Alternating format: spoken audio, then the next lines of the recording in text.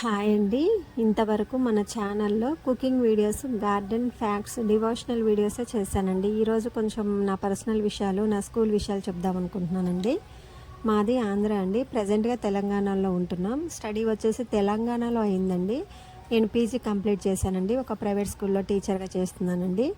Teaching field అంటే నాకు ప్రాణం అండి. మెయిన్గా 10th వెళ్తానండి నేను. ఒక 10th బ్యాచ్ ఎగ్జామ్స్లో గుడ్ మార్క్స్ వచ్చేసి పాస్ అయ్యి వెళ్తుంటే ఆ ఫీలింగ్ అనేది, ఆ థ్రిల్లింగ్ అనేది మాటల్లో చెప్పలేమండి.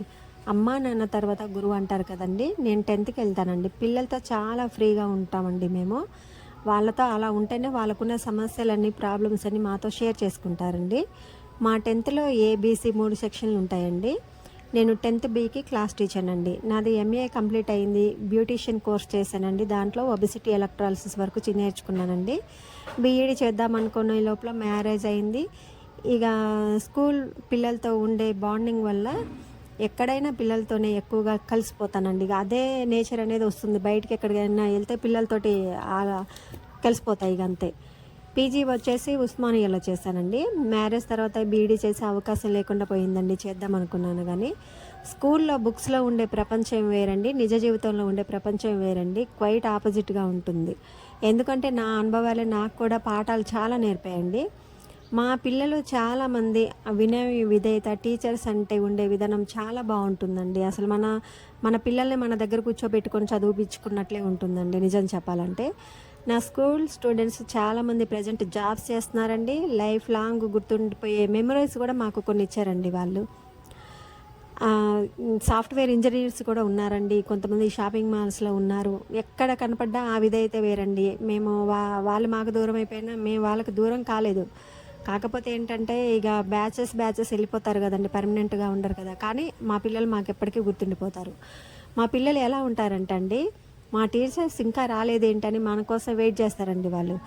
స్కూల్ క్యాంపస్లోకి అడిగి పెడితే అసలు ఫ్యామిలీ ప్రాబ్లమ్స్ అన్నీ మర్చిపోతామండి. ఇక ఆ ప్రపంచం వేరే ఉంటుంది. స్టడీ అవర్స్ అని, కల్చరల్ యాక్టివిటీస్ అన్నీ మా స్కూల్లో చాలా బాగుంటాయండి. ప్రోగ్రెస్ ఇచ్చేటప్పుడు మాత్రం ఆ తతంగం వేరే ఉంటుందండి. ప్రోగ్రెస్ మేమే ప్రిపేర్ చేస్తాం. అయితే ప్రోగ్రెస్ ఇచ్చేది మాత్రం ప్రిన్సిపల్ సార్ ఇస్తారండి. ప్రిన్సిపల్ సార్ ఇక ప్రోగ్రెస్ ఇచ్చేటప్పుడు మార్క్స్ తక్కువ వచ్చిన వాళ్ళ దగ్గర ఇక పురాణం చదువుతారండి. ఇక వాళ్ళ ఫేసులు చూడాలప్పుడు మామూలుగా ఉండదు.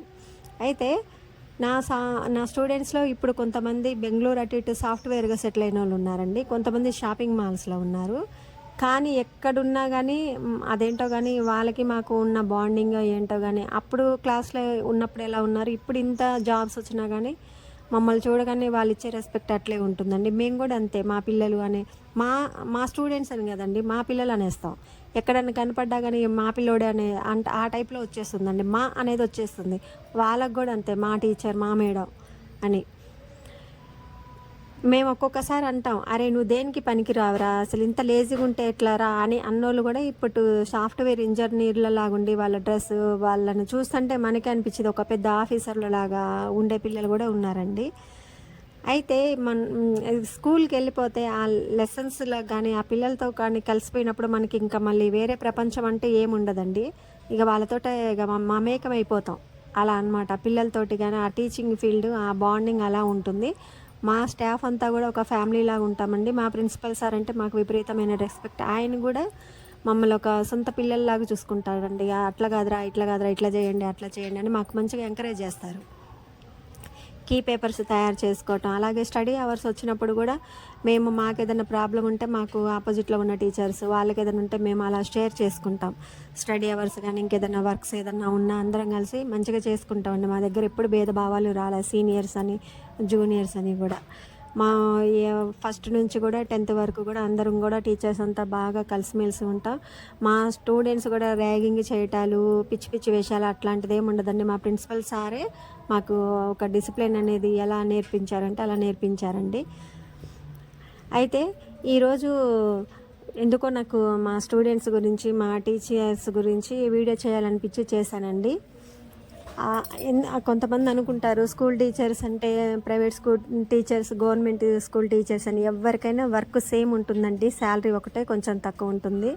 ఇప్పుడు ప్రైవేట్ స్కూల్స్లో చూసుకున్నట్లయితే కొన్ని కొత్త కొత్త సబ్జెక్ట్స్, అలాగే కల్చరల్ యాక్టివిటీస్ అని, మ్యాథ్స్లో కానీ ఇవన్నీ చాలా వచ్చేసాయండి. అయితే నేను జీకే కూడా వీళ్ళకి చెప్తానండి, మా స్టూడెంట్స్కి జీకే కూడా నాదే.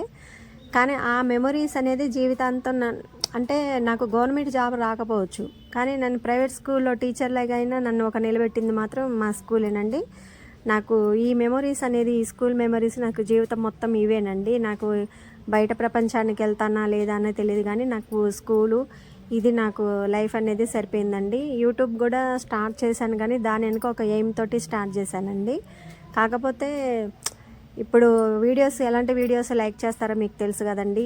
లైక్ చేయకపోయినా నా ధర్మం ప్రకారం నేను చేస్తాను. నా దాంట్లో కంటెంట్ ఉంటుంది, జీకే అని, కుకింగ్ ఉంటుంది, ఫ్యాక్ట్స్ ఉంటున్నాయి, డివోషనల్ ఉంటున్నాయి, అలాగే ఎడ్యుకేషనల్ వీడియోస్ కూడా ఉంటున్నాయండి. రిసీవ్ చేసుకునే వాళ్ళు తీసుకుంటారు, మనల్ని ఎవరిని ఏమీ అనలేని సిచ్యువేషన్స్. కానీ ఈరోజు మా స్టూడెంట్స్ అంతా ఓల్డ్ స్టూడెంట్స్ అందరూ, కొంతమంది దూరం అయిపోయిన స్టూడెంట్స్ అంతా, టీచర్స్ కూడా ఒక్క స్కూల్లోనే చేయరు కదండి, వాళ్ళకి ఎట్టన్నా అవకాశాలు వస్తే వెళ్తారు కదా, అందరూ గుర్తొచ్చారు. నైట్ మా ఫ్రెండ్ నేను ఫోన్లో మాట్లాడుకున్నాం, ఆ మెమొరీనే ఈరోజు నేను మీకు వీడియోలాగా చేశానండి. కత్తి కంటే కలం గొప్పదంటారు కదండి, ఒక కత్తినైనా కలంలాగా మార్చగలిగింది మాత్రం టీచర్సేనండి. కాబట్టి టీచర్స్కి రెస్పెక్ట్ ఇవ్వండి. థ్యాంక్స్ ఫర్ వాచింగ్ అండి.